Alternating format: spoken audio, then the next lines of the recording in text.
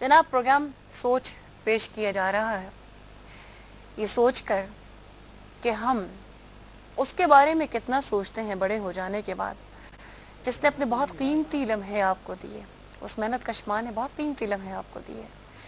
लेकिन बड़े होने के बाद अमूमन ये होता है कि हम बस इतना सोचते हैं जब शादियां हो जाती हैं बेटों की, कि आप बाहर कहीं आइसक्रीम खाने जा रहे हैं तो उनसे ये कह देते हैं कि ठीक है अम्मी, आपको सर्दी लग जाएगी, हम आइसक्रीम खाकर आ रहे हैं और आपके लिए वापसी पर लेते हुए आएंगे।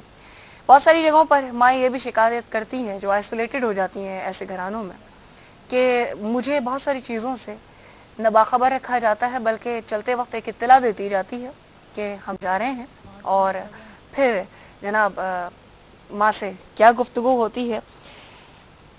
पहली बात जो मैं जहाना लुत्फ़ी साहिबा से करना चाहूँगी, माँ का मकाम ज़ाहिर है कि हम तो उस तौर समझ ही नहीं सकते, तो यकीनन जिस तवातुर से और जिस कदर उस पर फोकस किया गया है कुरान करीम में, ख़ास तौर पर माँ की सऊबतें उठाने का जो जिक्र किया गया है, मैं चाहूँगी कि पहले थोड़ी सी चीज़ वो शक्ल हम लोगों को दिखा दें कुरान करीम के हवाले से, उसकी रोशनी में, ताकि लोगों पर ये वाज़ेह हो जाए कि एक माँ क्या क्या मशक्क़तें अपनी औलाद के लिए झेलती है। फिर मज़ीद बात हम इंशाअल्लाह करेंगे। बिस्मिल्लाहिर्रहमानिर्रहीम।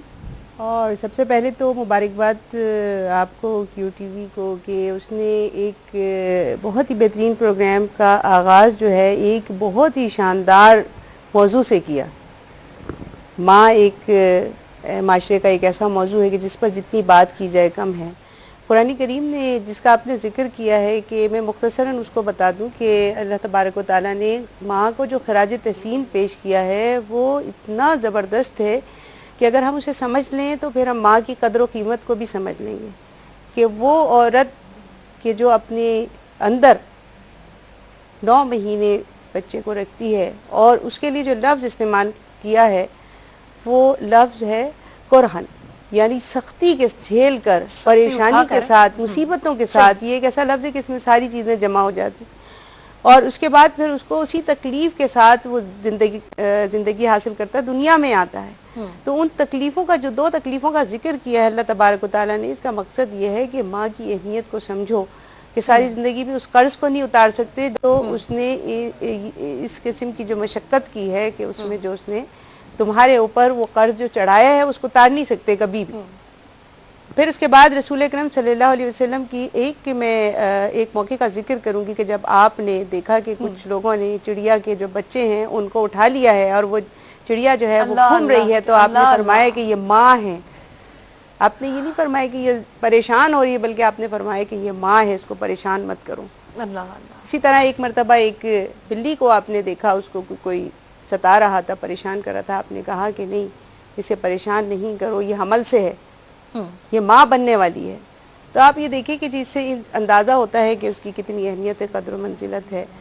उसके बाद ये कि जी जो माँ हमसे चाहती है अपनी उस एज में जिसका आपने ज़िक्र किया है, कुरान करीम भी हमें उसके बारे में बताता है, रसूल अकरम सल्लल्लाहु अलैहि वसल्लम की अहादीस मुबारका बताती हैं, अपनी जगह है। लेकिन देखिए तवातुर के साथ जो माशरे के अहम तरीन लोग होते हैं वो इसको डिनाई नहीं करते।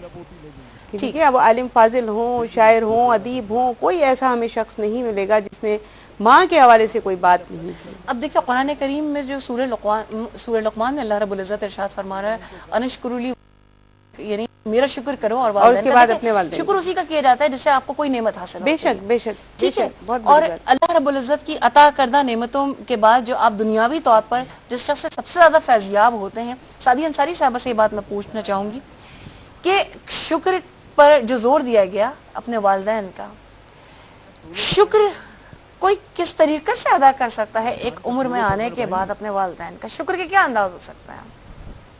बिस्मिल्लाहिर्रहमानिर्रहीम।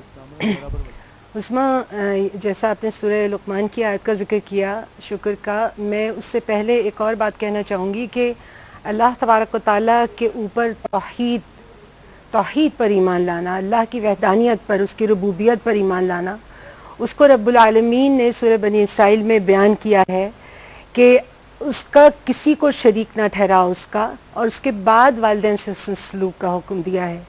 तो इतना अजीमुशान मकाम ये है वालिदैन का दर्जा, जो बताता है कि अक़ीदे तौहीद के बाद वालिदैन से उसने सलूक।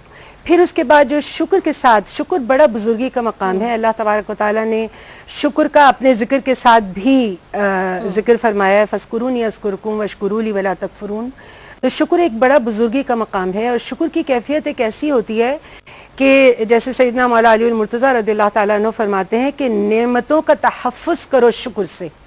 یعنی اس سے ہمیں یہ بات سمجھ آتی ہے کہ جو اللہ تبارک و تعالیٰ نے اتنا خوبصورت یہ انعام دیا ہے.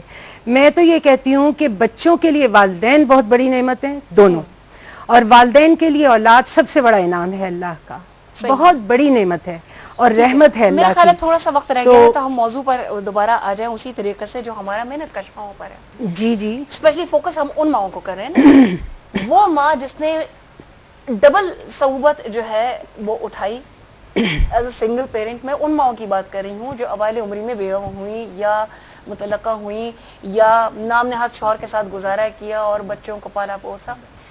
ایسی خواتین تو زیادہ ڈیزرو کرتی ہیں، زیادہ مزید deserve کرتی سینسٹیو ہیں، ہو جاتی بالکل، ہیں. بالکل. اور یہ اولادیں جو ان کے ساتھ سلوک کر رہی ہیں، آپ کیا سمجھتی ہیں کہ اگر کوئی بچہ یہ دیکھ رہا ہے، محسوس کر رہا ہے، سب اس نے دیکھا ہے اپنے باپ کا بچپن میں رویہ، لیکن اگر ماں کے ساتھ وہ سلوک اختیار نہیں کر رہا، کس طرح وہ شکر کی ایک کیفیت اس کو کیسے بتایا جائے؟